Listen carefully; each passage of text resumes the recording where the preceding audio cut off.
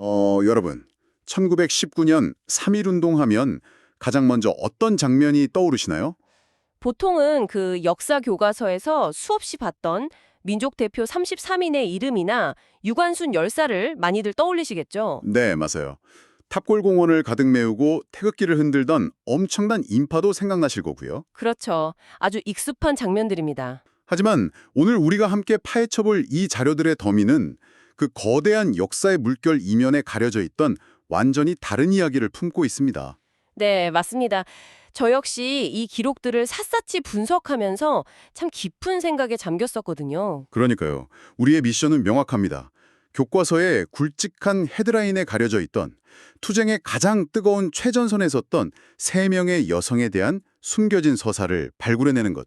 그것이 바로 오늘 자료 탐구의 핵심입니다. 오늘 우리가 추적할 서사는 단순히 그 만세를 부른 군중의 일부에 대한 이야기가 아닙니다. 단순한 시위 참가자가 아니었다는 말씀이시죠? 네, 이들은 아주 치밀한 조직가였고 대담한 운반책이었으며 억압적인 식민지 시스템의 허를 찌른 탁월한 전략가들이었습니다. 와, 전략가라니 벌써부터 가슴이 뛰는데요?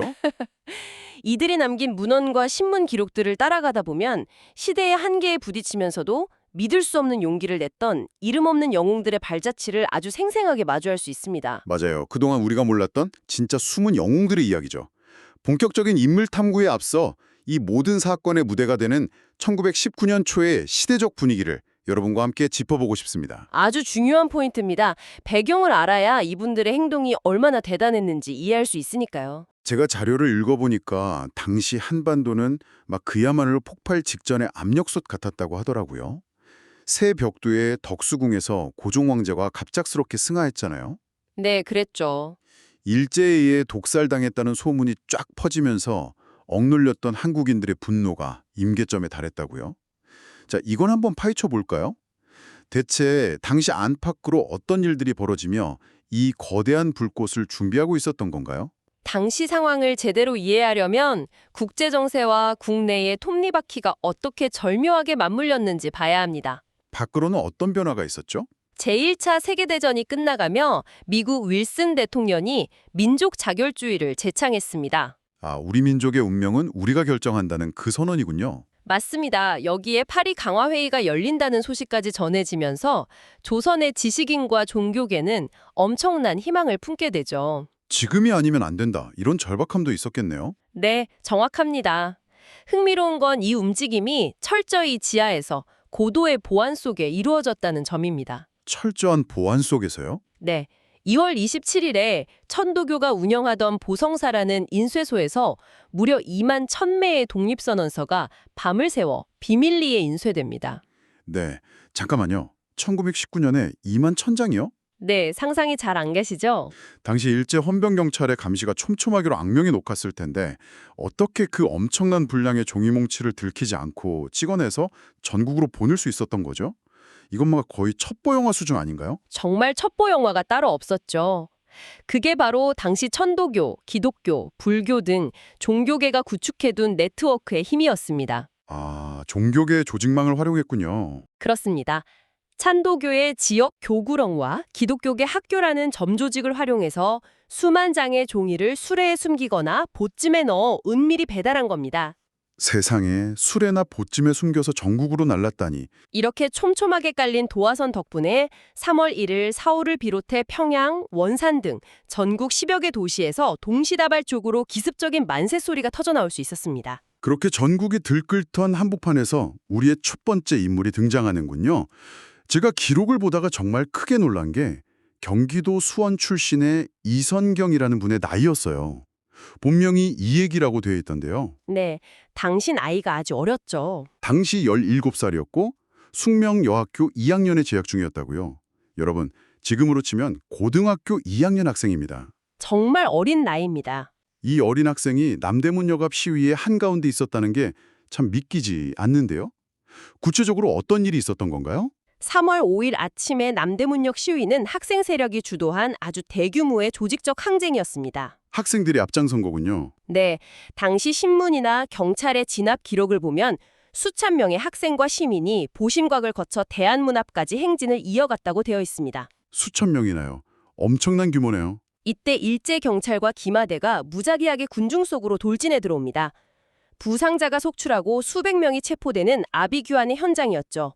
기마대가 들이닥쳤더니 정말 무서웠겠어요. 네, 그 참혹한 현장 속에서 17살의 이선경 역시 체포되어 종로경찰서로 압송되고 맙니다. 기록을 보니까 15일 동안이나 구류되어 조사를 받았더라고요. 맞습니다.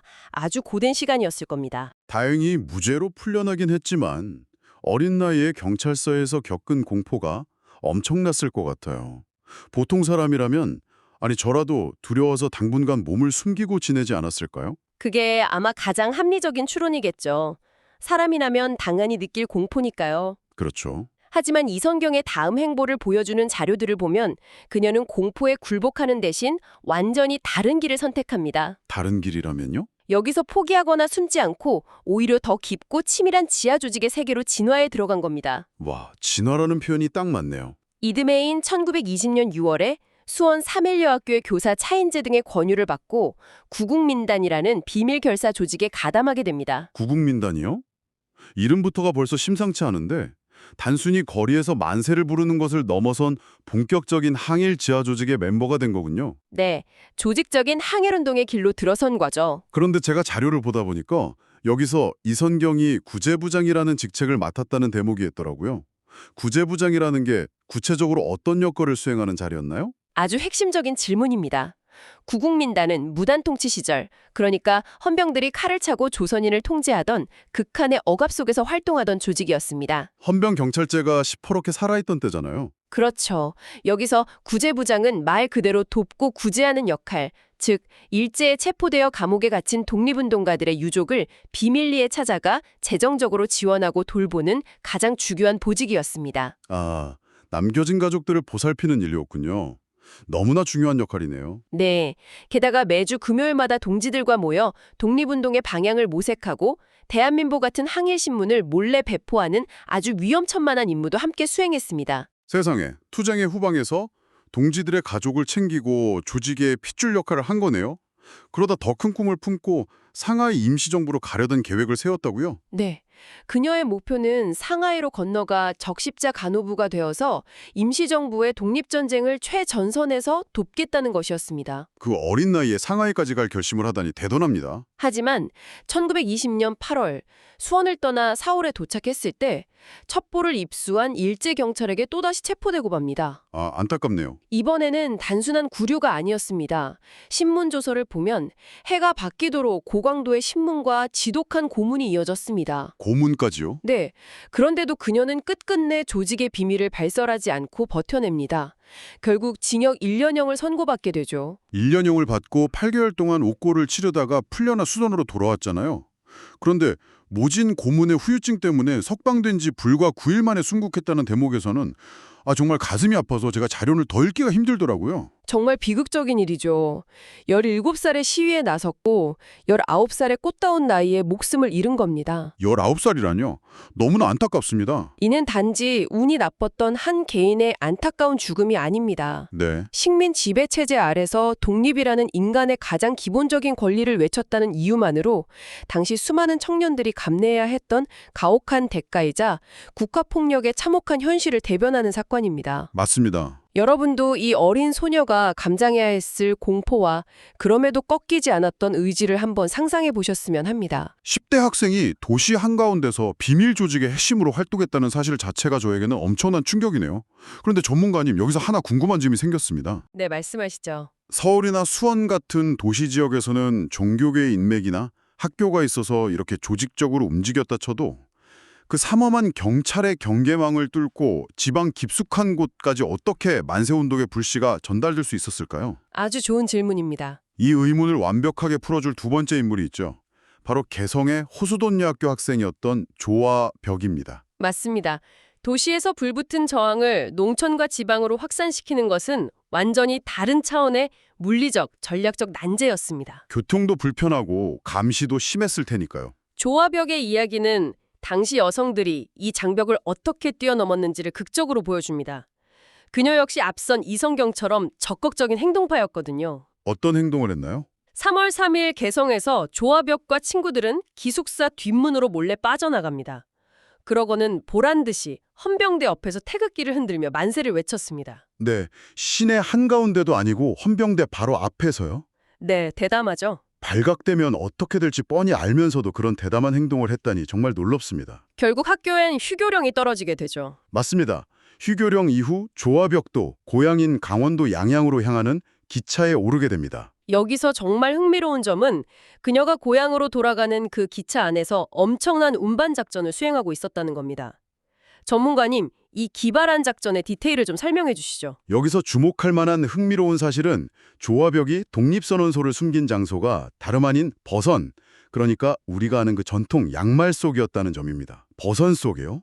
상상도 못한 곳이네요. 당시 기차를 타고 원산을 거쳐 속초 대포항에 도착했을 때 일제경찰에 아주 삼엄한 소지품 검사가 있었습니다. 항구니까 검문이 더 철저했겠네요. 네, 다른 학생들의 가방이나 보찜은 다 압수해 나가고 뒤집어지는 와중에도 조화벽의 버선 속에 꼬깃꼬깃 접혀있던 선언서만큼은 기적적으로 발각되지 않았습니다. 와, 경찰들이 가방이나 보따리는 다 털어봐도 젊은 여성의 발에 신겨진 버선 속까지 들여다볼 생각은 미처 못했던 거군요. 바로 그 지점을 예리하게 파고든 겁니다. 경찰의 맹점을 노린 거네요. 일제 경찰의 권위적이고 가부장적인 시선 속에는 어린 여학생이 자신의 몸속 깊은 곳에 불온 문서를 숨겨올 것이라는 상상력 자체가 결여되어 있었습니다. 아, 설마 저 여학생이 그런 대담한 짓을 하겠어 하고 무시했던 거군요. 맞습니다.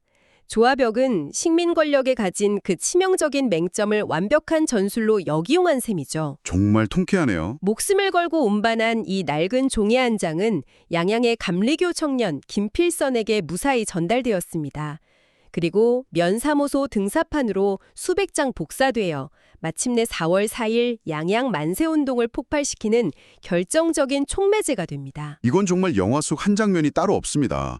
속초 항구에서 경찰이 짐을 샅샅이 뒤지는 동안 버선 속에 선언서를 품고 태연하게 서 있던 조화벽의 심장이 얼마나 쿵쾅거렸을까요? 아마 상상할 수 없을 정도로 긴장했을 겁니다. 그 구겨진 종이 한 장이 강원도 양양 전체를 뒤흔든 거잖아요.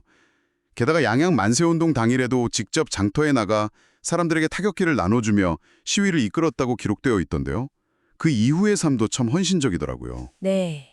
양양 만세운동 직후 일제의 맹렬한 검거 선풍을 피해 양구로 피신하며 고단한 도피 생활을 해야만 했습니다. 도피 생활까지 하셨군요. 하지만 상황이 조금 진정된 후 다시 학업을 마치고 공주 영명여학교에 교사로 부임하게 됩니다.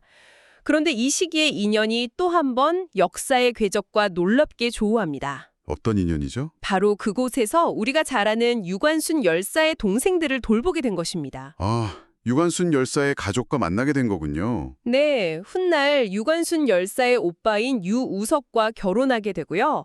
남편의 독립운동을 지원하고 고아가 된 시동생들을 보살피며 평생을 헌신했습니다. 정말 훌륭하시네요. 개인의 영달이나 안위보다는 늘 공동체와 대의를 먼저 생각했던 그녀의 단단한 삶을 엿볼 수 있는 대목입니다. 유관순 열사의 가족들과 그런 깊은 연결고리가 있었다니 각기 다른 지역에서 타오르던 불꽃들이 결국 하나의 거대한 역사로 엮이는 느낌입니다. 네, 역사의 물줄기가 하나로 만나는 순간이죠. 자, 지금까지는 주로 학생 신분이었던 여성들의 활약을 살펴봤는데요. 오늘 우리가 다룰 세 번째 자료는 완전히 다른 배경, 어쩌면 당시 사회에서 가장 소외받던 계층의 여성을 조명하고 있습니다. 네, 아주 특별한 인물입니다.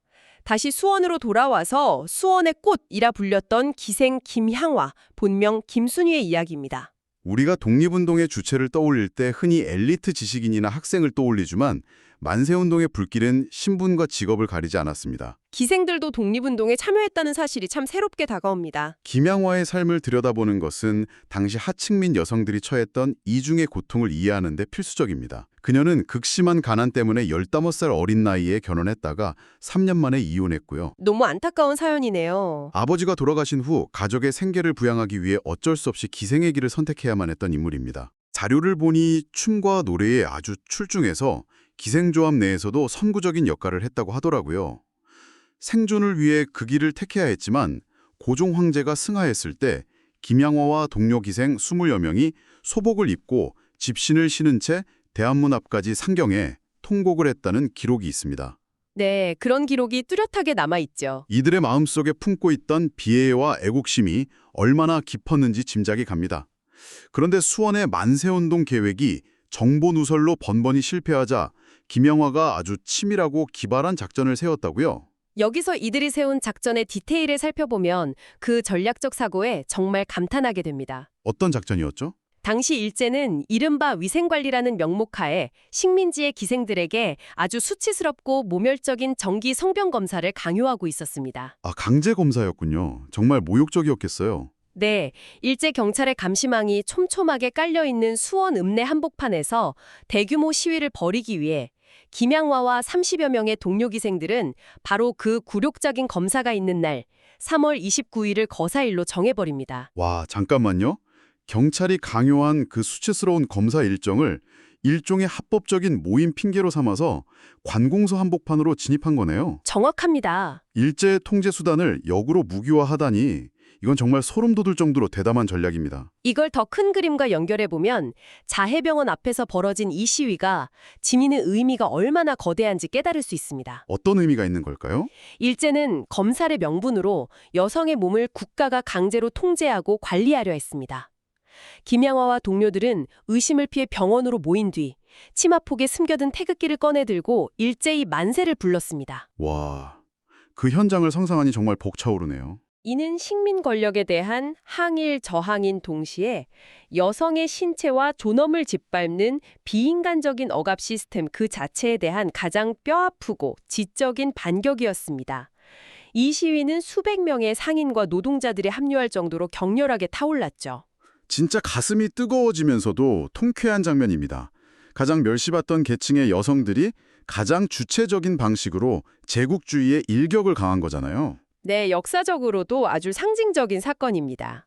하지만 그 용기의 대가로 김양화 역시 체포되어 무려 2개월이나 고강도의 신문을 받고 징역 6개월을 선고받았다고 기록되어 있습니다. 네, 서대문 감옥에 수감되어서도 그녀의 옥중연대는 멈추지 않았습니다. 감옥 안에서도 활동을 이어갔군요. 계승의 만세운동을 주도했던 권애라와 같은 감방을 쓰게 되면서 그 끔찍한 절망 속에서도 권애라에게 평양 수심과 같은 타령을 가르쳐주며 고된 수감 생활을 서로 위로했다고 합니다. 감옥 안에서도 노래로 연대의 끈을 놓지 않았네요.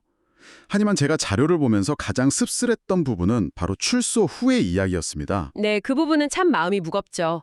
옥고를 치르고 나왔지만 일제의 지독한 감시와 요시찰 인물이라는 낙인 때문에 더 이상 수원에서 기생생활로 생계를 유지할 수 없게 되었잖아요. 생계조차 이어갈 수 없었던 겁니다. 결국 김우순으로 이름을 바꾸고 서울로 떠난 이후 역사의 기록에서 완전히 사라져버리고 맙니다. 그렇습니다. 독립운동가라는 명예 대신 식민지 당국의 감시 대상이라는 족쇄를 차고 오직 살아남기 위해 철저히 자신의 과거와 존재를 지워야만 했던 겁니다. 스스로를 지워야만 했다니 너무 가슴 아픕니다. 그녀의 마지막 행적을 알 수 없다는 사실 자체가 당시 여성 독립운동가들이 일상으로 돌아와서도 치러야 했던 생존의 무게가 얼마나 잔인했는지를 그대로 보여주고 있습니다. 그럼 이 모든 게 대체 무슨 의미일까요?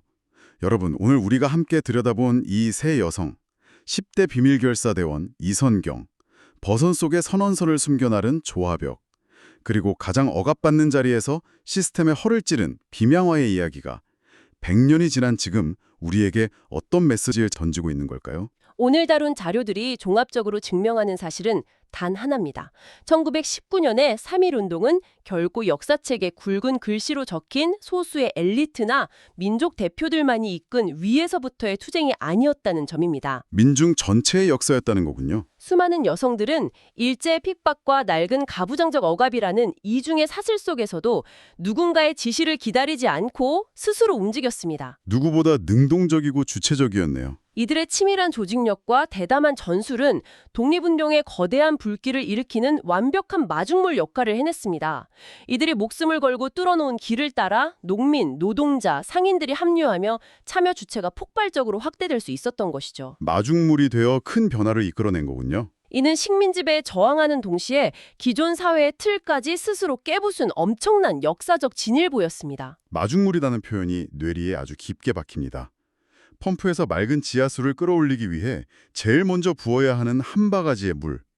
이 세 분을 비롯한 수많은 여성들의 헌신적인 마중물이 없었다면 우리가 아는 1919년의 그 거대한 만세의 물결은 결코 흐를 수 없었을 겁니다. 네, 그들의 희생이 없었다면 불가능했을 역사입니다. 여러분, 오늘 우리는 교과서의 요약본을 넘어 역사적 기록의 아주 깊은 곳으로 들어가 그 시대의 숨결을 직접 느껴보았습니다. 바쁜 일상 속에서도 이 놀랍고도 숭고한 지식의 탐구 여정에 끝까지 함께 해주셔서 진심으로 감사드립니다. 오늘 우리가 함께 읽어낸 이 자료들은 단순한 과거의 박제된 기록이 아닙니다. 이는 우리에게 아주 중요한 질문을 던집니다. 어떤 질문일까요? 우리는 참으로 다행스럽게도 누군가 남겨둔 신문조서와 회고록 덕분에 오늘 이선경, 조화벽, 김양화 이 세 분의 숭고한 이름을 발굴해낼 수 있었습니다. 네, 운 좋게 기록이 남아있었죠. 하지만 가혹한 감시를 피해 자신의 이름을 지우고 역사의 어둠 속으로 쓰러져 가야 했던 김양화처럼 기록 한 줄 남기지 못하고 사라진 수많은 이름 없는 마중물들이 과연 얼마나 더 많이 존재할까요? 아, 정말 셀 수 없이 많겠죠. 오늘 여러분이 아주 당연하게 숨쉬고 누리는 이 평범한 자유의 이면에는 우리가 아직 찾아내지 못한 누군가의 버선 속 낡은 종이가 그들의 땀과 눈물과 함께 여전히 숨쉬고 있을지도 모릅니다. 정말 깊은 울림을 주는 질문입니다.